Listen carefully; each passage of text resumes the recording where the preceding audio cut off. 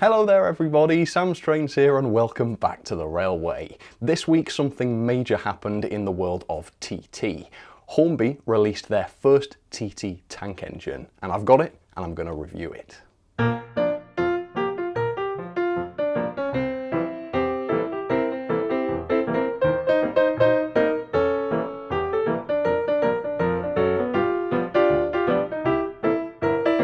It's a pity this one didn't make it out before Halloween, because then I could have called it a TT Terrifying Terrier. Yeah, I've been working on that one a very long time, but it's here now, that's the main thing. So of course today we are looking at this Hornby's brand new Terrier in TT scale.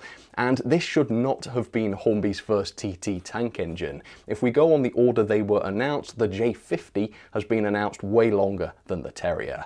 I understand the J50 isn't that far away, but it is indeed the Terrier that has made it here first. Some models that made it out before the Terrier even were the Terrier's LBSC coaches. So these look exactly like Hornby's four-wheel coaches in 00 scale, except they are TT. These came out a couple of weeks ago now, but I've saved them for the Terrier review. So we're going to look at all three of these items, effectively a complete train. Right, let's talk about pricing then. So for the Terrier itself, for the engine, the RRP for this is £159.99, or at the retailers you can pick these up for £143.98. That does seem like quite a lot of money, doesn't it? And compared with the 00 scale Terrier, which is obviously much bigger, it's probably double the model that this is, it's only a few pounds cheaper, this TT model. The 00 Terrier is £164.99 RRP. So yeah, only £5 more. Plus, I'm going to rule that the 00 Terrier is a rip-off. And here's why. This is a crazy statistic. So the RRP is now £165, right? In 2019, when the 00 Terrier was new, the RRP was £89.99. Now, obviously, we need to adjust for inflation, but even adjusting for inflation in today's money, that is £115.97, which means the 00 Terrier has gone up by £50. The same model, no upgrades, I don't think, now £50 more than it was, even when you adjust for inflation. So that means that this TT Terrier cost me a lot more than my 00 Terriers did. It's also a lot more than the N-Gauge Terrier in Dapol's range. That has an RRP of less than £100 and it's available for less than 80, although that is an older model. I believe that came out in 2009. Either way though, this Terrier does seem very expensive for what it is, given how small it is, so hopefully it will be basically as detailed as the 00 one. It'll have to be really, won't it, because it's virtually the same price. So if it's not as good, there's no point, just go 00. Right, in terms of the two coaches then, the RRP for these is £34.99 and at the retailers you can get these for £31.49.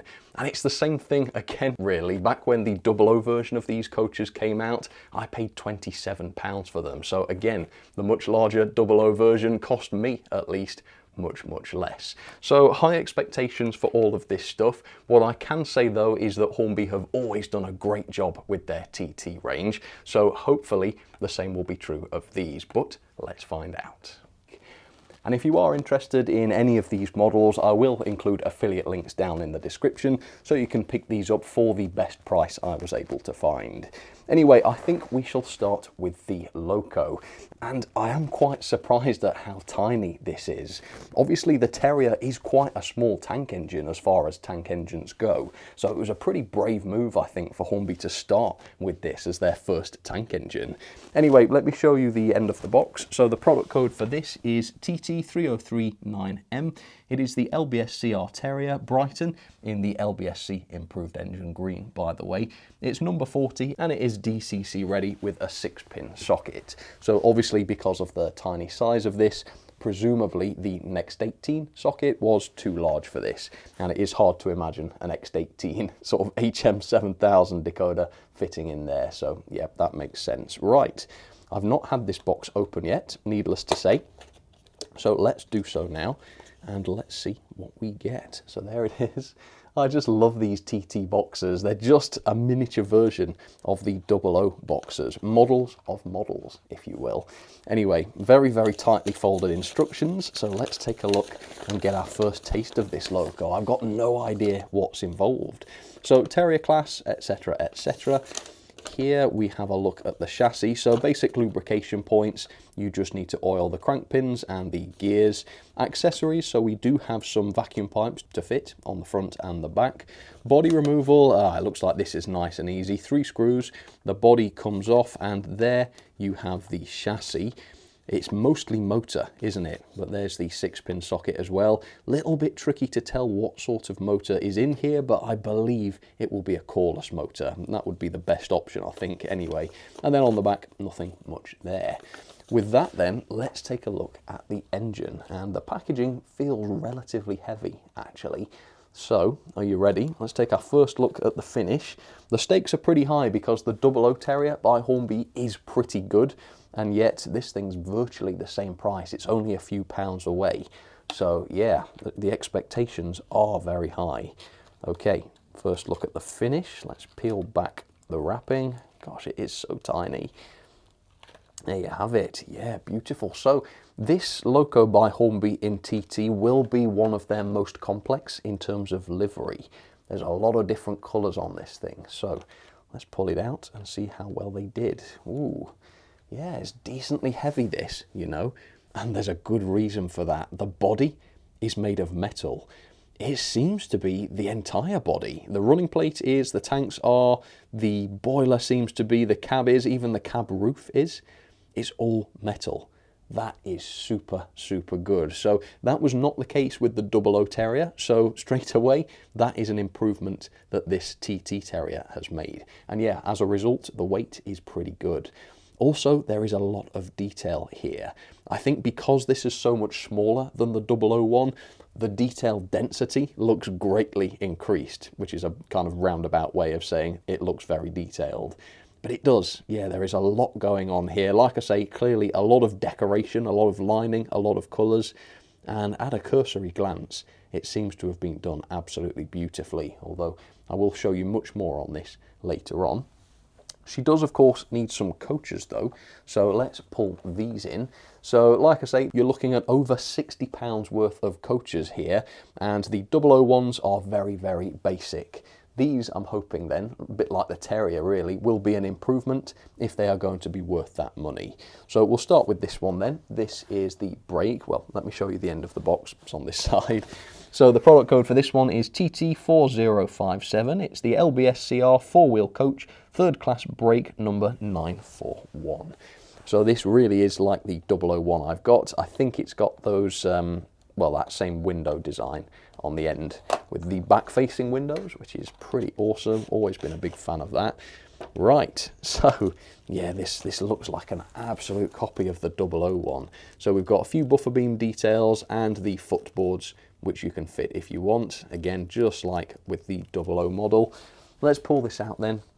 I mean, it is pretty cool, I suppose, if this is a copy of the 00 model, because obviously the fact that it's smaller means that everything's going to be finer. It'll be more impressive if it has exactly the same detail. But there it does. The roof furniture looks much the same, lifting up. All right.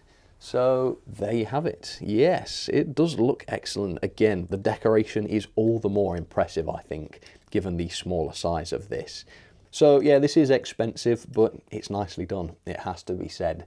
And of course there's another coach, so I will bring this one in very quickly and let me show you the end of the box. So there's quite a few of these available in a few different liveries. Obviously both of mine are LBS-CR ones.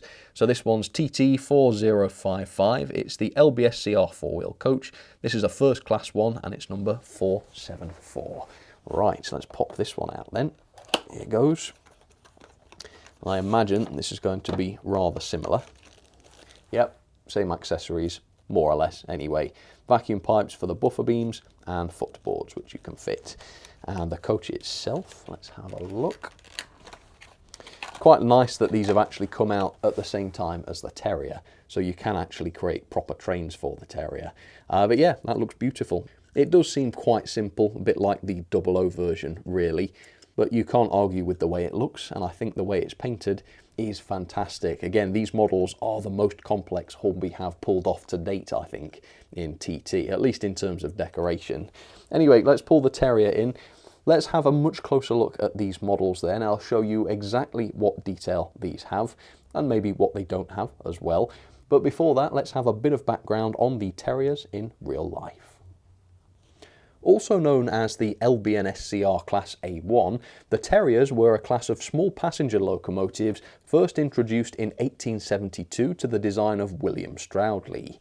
The distinctive barking sound produced by the exhaust beat gave them their affectionate nicknames. Even though the Terriers were getting out of date by the time the grouping of 1923 occurred, the class remained in service under the Southern Railway, and indeed many Terriers even survived well into the final years of steam under British Railways, with the final withdrawal not taking place until 1964. Of 50 Terriers produced in total, a healthy 10 Terriers remain under preservation, while, as you might imagine, the rest were sadly scrapped. So there it is, up close and personal for you, Hornby's first TT tank engine. And this is a really great loco. This has been done incredibly well. It is high quality and it is very, very detailed, and it holds up very well against the 00 Terrier, which is coming in now. So the big question is this. These two locos cost about the same these days. They're within £5 of each other on RRP. So is this Terrier in TT as good as the 001? Well, in some ways it is, in other ways not quite so much. The boiler, for example, is a bit less realistic. The underside of the boiler here is completely filled in on the TT model, whereas on the larger 00 model you can see right underneath the boiler. It's understandable why this has had to be done in TT. The mechanism's got to go somewhere, but that is a slight disadvantage. The handrails are noticeably quite a bit chunkier on the TT model. If I splice in a similar shot of the 00 model, you can see how much finer they are, so maybe the finesse isn't quite as good. And you've got things like the fit of the chimney here. The chimney is a peg which fits into a hole in the top of the smoke box. They basically got away with this on the 00 version, but on the TT version that is much more noticeable. So yeah, not quite as finessed. Plus we've got the moulding line on the side of the chimney, which again doesn't look brilliant. There are some big improvements over the 00 version though. First of all, the fact that this thing is made entirely out of metal blows the 001 out of the water. The 001 just had the die-cast chassis and the die-cast running plate. This thing is virtually entirely made of metal. Plus the 00 version has all the holes in the front of the cab where the pipework that wasn't fitted as per that prototype would go if it was a different version of the model. This TT version does not have those holes, which tells us they've got a cab tooled for this specific prototype, which is great. The other good thing is, as you will have seen, there was no accessories with my version of the model, and there are no holes in the buffer beam to fit any pipes. Again, with a lot of models where some might have pipes, others might not, the ones that aren't supposed to have the pipes often still have the holes for the pipes in the buffer beam, which is not very realistic. With this Terrier, that is not the case. Again, attention to detail here, really, really good. The only downside to this model is that at the price it is a complete rip-off. £143.98, that is very much 00 scale prices. In fact, it's more than some 00 scale tank engines we've looked at recently. And this is not on the same level of those. It doesn't have the same features. It's not going to have lighting, for example. It doesn't weigh anywhere near as much as 00 locomotives do. This comes in at 49 grams, which is great by TT standards. That is 1 gram more than the 08 shunter, but it's not comparable with 00 models where the weights exceed 100 or 200 grams, even on a tank engine. Plus, what really hurts with this is that my 00 Terrier, this particular one, cost me £69.99 back in 2021, that was. This TT model has cost me more than double. And it's a lovely model, it's really well done, but it is not worth more than double what I paid for my 001. Which is a problem for TT scale, because yeah, there is the major advantage of this being much smaller and more convenient than 00 scale, but with the prices about the same, there's no other advantage to TT. I still think this is a bit of a raw deal, quite frankly. But anyway, let's take a close look at this model because, like I say, it is mainly the price that I have the issue with. Otherwise, the model has been done excellently. So the finish is absolutely fine. It's not quite as glossy as you might expect, but the Loco's so small and so complex, that doesn't really distract too much, I don't think. We've got very complex lining on the boiler, which has been done beautifully. The sides of the tanks and the ends of the tanks, very nicely painted, again with some very, very precise lining. The side of the cab, again, loads and loads of lining here, and we've got the number plate, no separate etched version of that. Again, at this kind of price, that's what you'd expect. 00 Locos of £140 quite often these days come with etched number plates. This doesn't, and that's fine. Maybe they'd be too small to make, but let's have it cheaper. Hornby are trying to get this scale adopted by people. It needs to be more affordable. The running plate is beautifully lined. Look at the precision here, even on the steps. Yeah, it looks great. And the wheels also look fantastic. This is a great rendition of the Terrier wheels. Plus the coupling rods look really, really fine on this. There is a tendency for TT and N-scale Locos to have quite chunky looking rods. That's really not the case with these. Hopefully they will still be robust. The top of the cab is painted white as per the LBSC livery. That looks really good. And the smoke box has a lot of painted detail on it as well. It's got the hinges, it's got the smoke box dart, which is a separate part. It's got the handrail, which is a separate part. Absolutely astonishing. And then there's the buffer beams, of course, which are painted red, and they've even managed to get that complex lining on there too. So yeah, mightily impressive. Detail-wise then, we've got the brake rigging pre-fitted, we've got little details such as the guard irons and such, these are all present and correct. We've got metal turned buffers, not just plastic ones, they look fantastic, although they're not sprung or anything. There's a coupling hook fitted to each buffer beam, although no couplings provided. Again, for the price, they should have been here, or it should have been cheaper, whatever, you choose, Hornby. Although we do have these very fine little valves separately fitted to the front of the smoke box. Again, absolutely amazing to see details like this. We've got the little valve on the side of the boiler there, complete with its pipe work. More pipe work connecting the smoke box to the tanks, all separately fitted. And then up on top of the tanks, again, this is not molded detail, these parts are separate and they look great as a result. Here's something that really impressed me, the pipework connecting the dome to the safety valves and such. Look how fine all of this is. This is noticeably a lot better than Dapol's N-gauge Terrier, where you can see how chunky these parts are. These, as fragile as they might be, seem to be in scale. They look just like the 00 ones. Mightily impressive. We've also got the separately fitted whistle and its pipework connecting to the cab. Again, amazingly small. Over on the other side, we've got this very fine little, I think it's a Westinghouse pump, but I often say it is, and it turns out not to be. Whatever it is, it's very, very fine, and the paintwork on it is pretty good. Again, don't forget how small this is. We've got glazed windows on the front of the cab, and the window frames are painted as well. And inside we have a full cab interior, complete with separately fitted parts and painted detail as well. It's not absolutely amazing. The glazing is not individually done, so you have got the sort of translucent block going between the two windows with the gauges and the pipework on it. But to say this is TT, this has been done really, really well. And there's a look at the back wall. Again, we've got detail here as well. It's a pretty good cab, I think, for TT. Here's a look at the coal load. It's not quite as fine as the 001, of course, but it looks fine. Not a problem with that, and it's nice to see a coal load. And then here's a look around the back where we do have the vacuum pipe pre-fitted, which is interesting. We've got the little tool chest there, which is fully decorated as well. And of course, we've got the TT couplings, which are kind of kinematic. Yeah, I suppose they are kinematic. Fitted to both the back and the front as well. The other fantastic thing about this is that even though the bodywork is die-cast, it's made of metal, the moulding and the rivets have still come out beautifully. Now, a lot of manufacturers don't make parts like this out of metal because they say they can't get the moulding and the fidelity. For whatever reason, the factory Hornby uses can. The rivets look perfectly good, on TT scale no less. If this was 00 scale, they'd look even better. But yeah, I like to point this out because actually this shows it is possible to get good moulding in die-cast parts.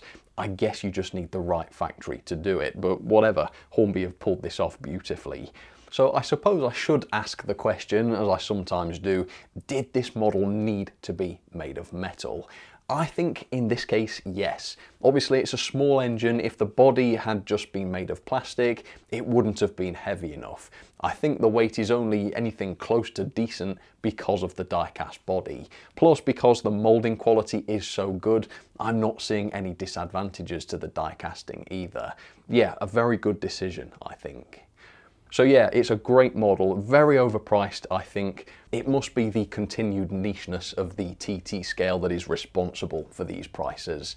And it is a big problem, isn't it? If Hornby could sell as many of these as they could their 00 Terrier, then the prices could be much more reasonable. But it's a chicken and egg situation, isn't it? Without reasonable prices, they're never going to sell as many as they do in 00. So I do wish they would shave a bit off the TT prices, because as great as this is, it's not that appealing, I don't think, because of the price. But anyway, let's move on. Let's take a look at the coaches. So we'll take this one as the example. This is the brake, and this is almost identical to the 00 version of this. So if you've seen Hornby's 00 four-wheel coaches, they're exactly the same as this. It's not exactly the same thing, just scaled down, because you can't do that. There has to be some degree of re-engineering, but detail-wise, they look remarkably similar, except this is simpler. So on the 00 coaches, you've got separately fitted door handles and such. With this model, those are just part of the moulding. Plus, we've got things like the handrail on the 00 version roof. That is a separate wire part. Here in TT, this part is just part of the moulding. Again, that really stings given the fact that I paid less for my 00 version, which is this large. I paid less for this thing than I did for the TT version. Yeah, that stings given the fact that it is simpler. So yeah, this is a real problem with TT. It's just not that appealing because of the prices. This is not a coach that should cost over £30 in my opinion. However, there are some lovely things to mention here. Obviously the decoration is great. The lining and the lettering on the doors, that all looks brilliant. The LBSC logo, absolutely nothing wrong with that. It is beautifully painted. The ends look pretty good, although up close you can see the paintwork isn't great here. It's not really taken to the detailing particularly well, and yeah, all of this detail on the end is just a part of the moulding. So it's a simple model.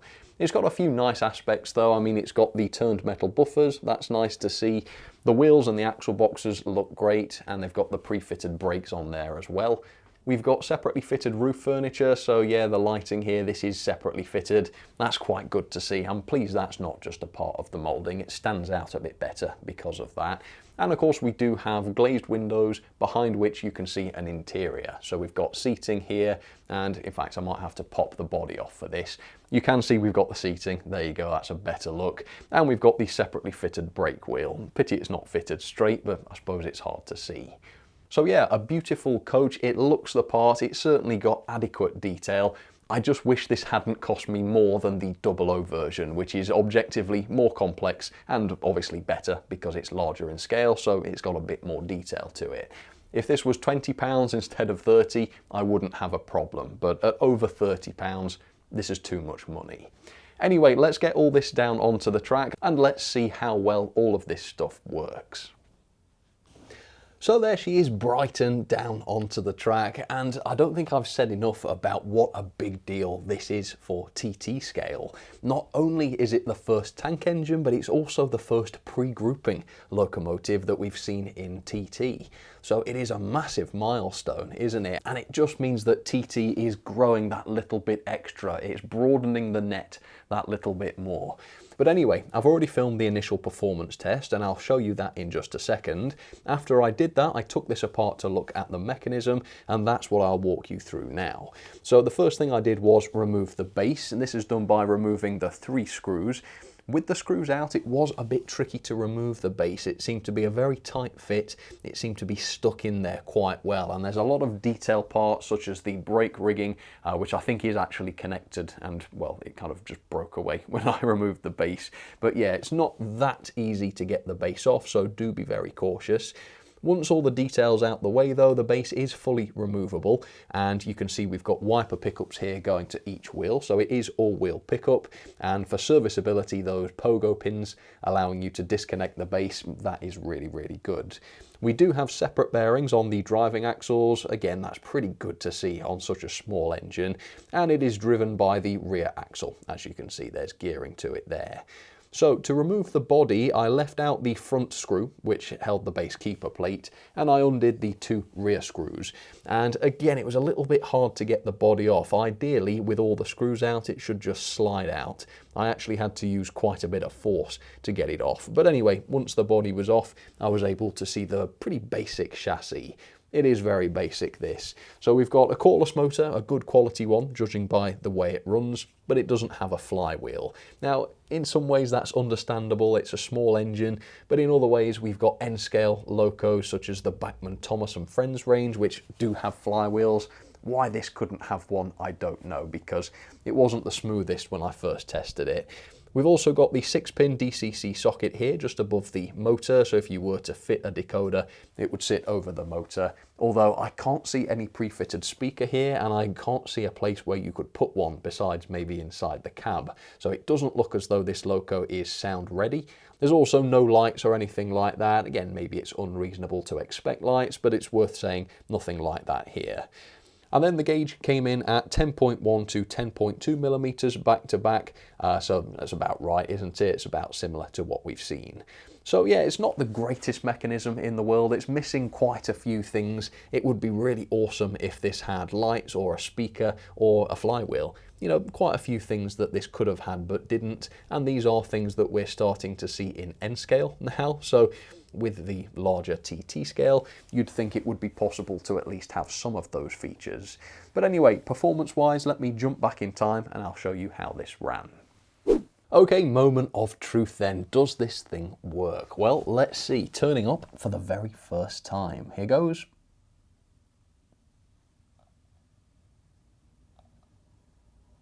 Oh my God. Yeah, it reached full power and then it went. But that's okay, it might have just been a bit stuck. It seems to be going now.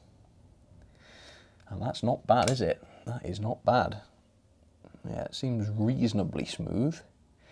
Let me run by at 50% speed then, give you a sense of the gearing. Here we go. Yeah, so it's reasonably fast. If this was 00, I'd say, blimey, that's very, very fast. But to say this is a smaller scale, to say this is TT, yeah, that seems reasonably controlled, but it's very typical of a coreless performance, isn't it? A little bit on the speedy side. Go on then, let's see what full speed looks like. Just for the lols. You ready? Full speed. Yeah, so very, very quick. Definitely quite speedy. But what about the crawl? Obviously, it's reasonably important that a small passenger engine like this can creep, so let's see if it can. Here we go. Obviously, if it can't, I'll let this run in, and we'll try it again later. Oh, a bit too hard there. I think that's about the sweet spot for now. So, yeah, given the scale of this, that's pretty good.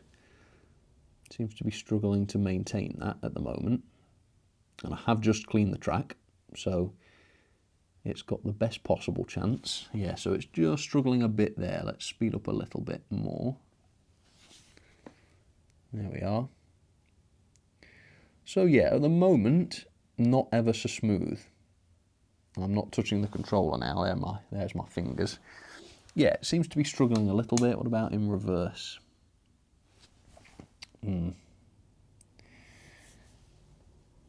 All right.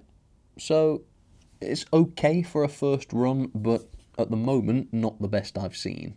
Seems to be struggling a little bit. At the higher speeds, not at all. You know, at that speed, that I would say looks perfectly smooth. Let's see if there's some torque there. You ready? Let's go up to 50. Yeah, loads of torque. No problem with that. You can even slow it down, it still goes. All right, well, with that then, let's run this in and see how it gets on around the track. Here goes. All right, so that's not looking too bad at all. Obviously, there is room for improvement. Well, for the money, I'm not expecting to see any performance issues whatsoever. So fingers crossed, after 30 minutes running in each direction, this will be able to crawl smoothly, it will be able to creep without sort of cutting out and stopping and stalling, and it will handle points, pull coaches, couple, do whatever it needs to do absolutely perfectly. Obviously, at this kind of price, there is no room for any issues whatsoever. So I am going to be going hard on this if it doesn't improve, but hopefully it will with a good run.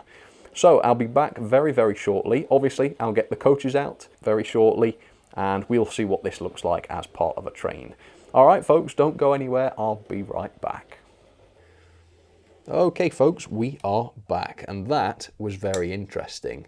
So with running in alone, the performance did not improve. It was still struggling at the low speeds. But then I took it apart to do the mechanism section, and when I put it back together again, then it seemed to run a lot better. So whatever I did to it while I took it apart has fixed the problem. If I had to guess, I would say there's quite a lot going on underneath the Loco. So you've got brakes, you've got sanding pipes, you've got pickups. If any of those are sort of pushing against the wheels, that is going to create a lot of drag. So I wonder whether there was a sanding pipe maybe just in the wrong place pushing on one of the wheels, because if I test it now, having made sure they're all out of the way, I think already you can see how much smoother this is. You see that? It's still not dead smooth, but it's certainly better than it was. And it seems quieter as well. Yeah, I don't know. Something has changed. It seems to be a bit freer as well. I'm not getting a flywheel action, although it doesn't sort of stop as dead as it did before. As you can see, there's maybe a bit of life there. But again, that just suggests that the mechanism is a little bit freer. So let's see if we can do a better crawl now. I still don't think it's perfect, but it is better than it was. I suppose it's a combination of whatever I did plus the running in that's fixed it. But as you can see, that I think is slower. And it's certainly not doing as much stalling as it did, but it's still doing some. As you can see there, it stopped. And it stopped again now, if I give it a little nudge. There you go, it's going again. So, I mean, it is very slow. And to be fair, it's having a good go at it. But again, looking at those Bachmann Thomas and Friends engines in N scale, I don't think it's too harsh to say that this isn't as good as those. If I turn it up a bit though, it's fine, and it's not doing any, well, it's not doing much stalling. It certainly rescues itself if it does stall. I think we've seen slightly better, I do think that, and again, for the price, I would have expected slightly better performance, but for most people, I don't think this is going to be a problem. I don't have a big complaint with this. And certainly once it's up and running, even at this sort of speed, it's great. It is a beautiful runner, and it looks so, so good as it runs. So I have set up the two coaches somewhere behind the engine. One thing I would say is that they're very, very closely coupled. On some of the curves, particularly the tighter curves and points, the buffers do actually touch. I couldn't get them to buffer lock and derail, so that's good, but I would describe that decision as brave. The close coupling here is very, very brave, but yeah, I don't know, the bravery seems to have paid off. Anyway, let me pull the Loco forwards, because I know better than to try and couple on the curve. I try it every time and it always goes wrong, so let's do it on the straight. Right, well, it still didn't go well. Now what's going on then? The Loco coupling goes to one side as I bring it in. Right, that should be better, but it wasn't. Try again. That's annoying, isn't it? Now, is it the Loco? I don't know, the Loco coupling does seem to droop a little bit, doesn't it? There we are. Maybe I just had to be a bit rougher with it. Go on then, let's try it again. Let's see if I can do it without the hand of God. I think the problem is as well, the coaches, and this is a good thing on the whole, they are incredibly free rolling.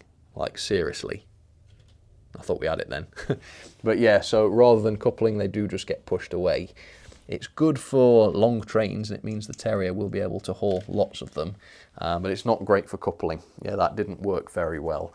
I suppose I better try it with another piece of rolling stock, hadn't I? Right, TT tanker.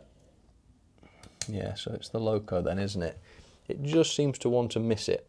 If I twist the engine that way, then that might be better. Goodness sake. No. All right, coupling then, little bit of a flop. Literally. Yeah, that's not quite right, is it? Okay, that's a shame.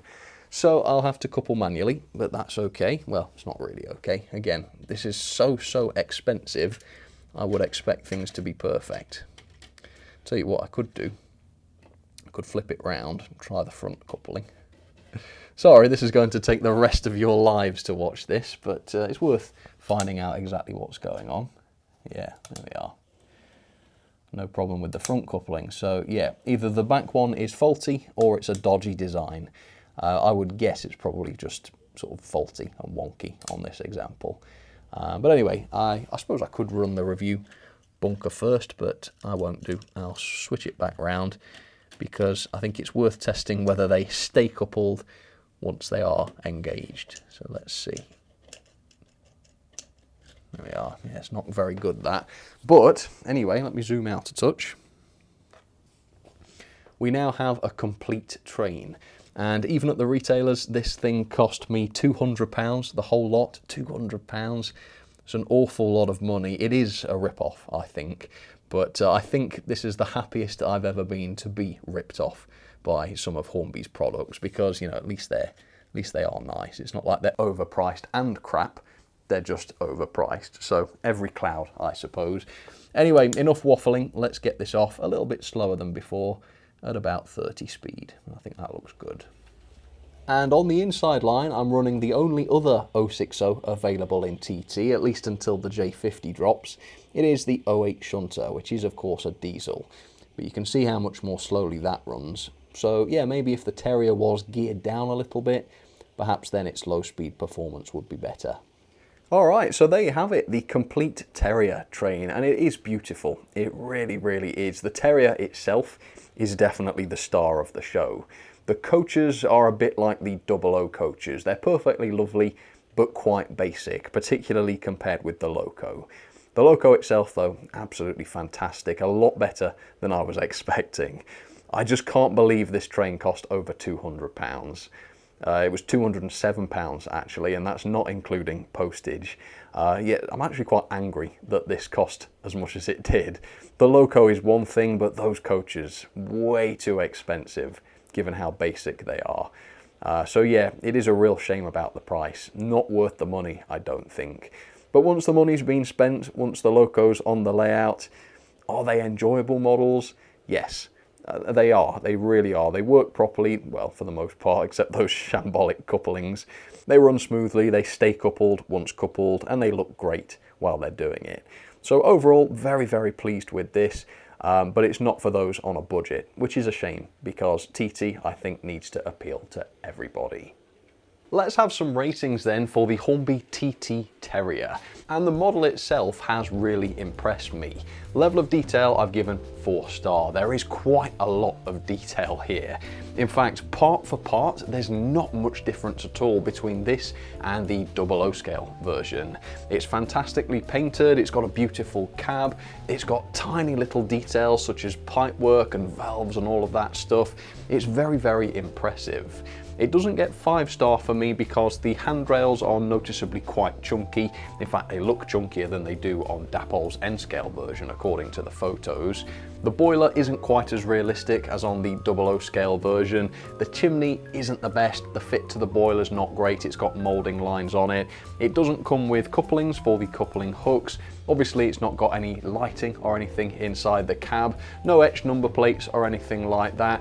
Now, you might say that it's unreasonable to expect to see some of these features at TT scale, and with some of them, like the etched plates, yeah, that might be true, but the price of this model is basically in line with 00 scale models, so I would expect to see the same level of detail as in a 00 scale locomotive if I'm going to say that this is good value.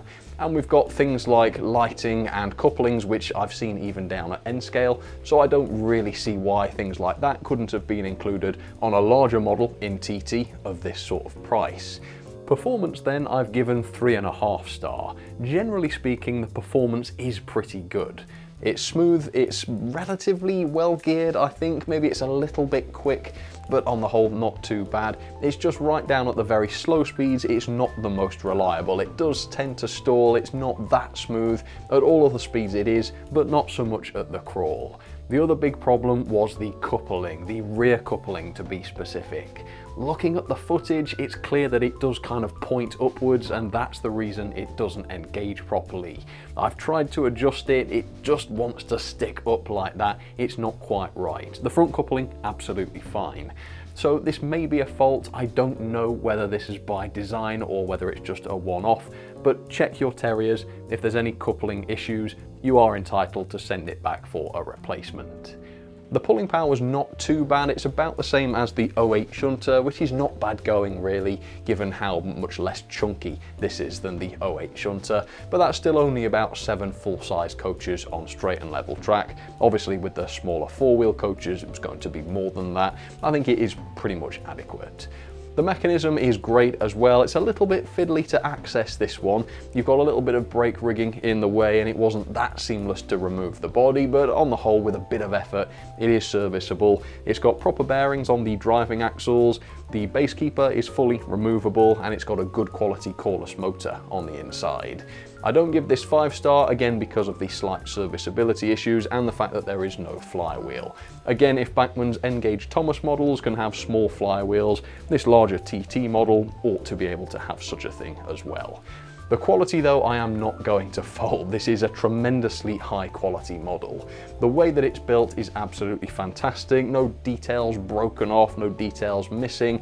It's almost entirely made of metal. Yes, the chassis, but also the running plate, the boiler, the tanks, and even the cab as well. It is a really good quality model, so it's a well-deserved 5 star there. The value for money though is really disappointing. How can this have a price of £159.99 RRP?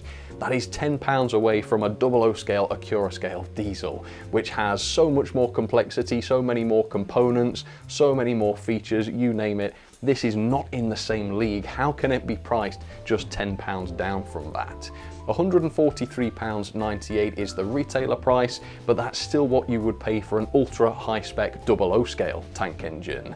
Here we have a TT1 which is beautiful, it's well painted, it's well detailed, but it's not on the same level as 00 scale tank engines. It doesn't have sprung buffers, it doesn't have lighting, it doesn't have any sound capabilities, it's not quite as finessed as a 00 model. This should not be the same price as one. And this is only cheaper than Hornby's 00 Terrier because of how much Hornby have pumped up the price of their 00 Terrier. When I bought my 00 Terrier, it was less than half the price of this TT1, and it is a slightly better model, while admittedly it doesn't have as much diecast on board. Still double the weight though. Yeah, the value for money is poor, and same for the coaches really. Over £30 each for these coaches, it's too much to pay. The coaches are lovely, they work fine, they look great, but they are not worth that. The value for money is the biggest disappointment with these. They are a rip-off in my opinion. Beautiful models, just way too expensive. 00 scale is far better value. You get a lot more for your money, and it's confusing why Hornby would want this to be the case. This is not doing TT as a scale any favours. For me, it just reinforces how much better value 00 scale is. Overall then, that is a score of 7.31 out of 10, or a grade of C, which does seem harsh because it is a beautiful model that's very high quality, but it is the price that has dragged this down. If I could have given this a 5 on value, it would have been a grade of A. Into the logbook we go then, and it is second place below the Hornby Class 66. I'm amazed that these are the only 2 new TT Locos we've seen this year. It's been a quiet year for TT, hasn't it? It's another issue for the scale, I guess. But anyway, yeah, a good model. Can I recommend it? Well, if you've got plenty of money to burn, sure. Otherwise, I think the 00 or even the N-scale Terrier is much better value. Alright then folks, well that will just about do it for this review. Please do comment down below and let me know what you think. Did I get it right? Is this too expensive for what it is? Or actually, do you see the detail? Do you see the die-cast construction? And do you say, yeah, you know what, this Loco is worth over £140? I can't see many people thinking that, but I think there's certainly a case to be made for that. if that is what you think. The coaches, I think, are definitely less defensible. Yeah, I think they should be £20 realistically. And if Hornby have made too many of them, I think they will be £20 in a future sale. So yeah, stay tuned for that, I suppose. For now though, thank you very, very much for watching. If you'd like to try any of this stuff, or maybe see what other liveries are available, I do have affiliate links down in the description. But for now, thanks once again for watching, and I will catch you on the next one. Alright, cheers folks, you take care.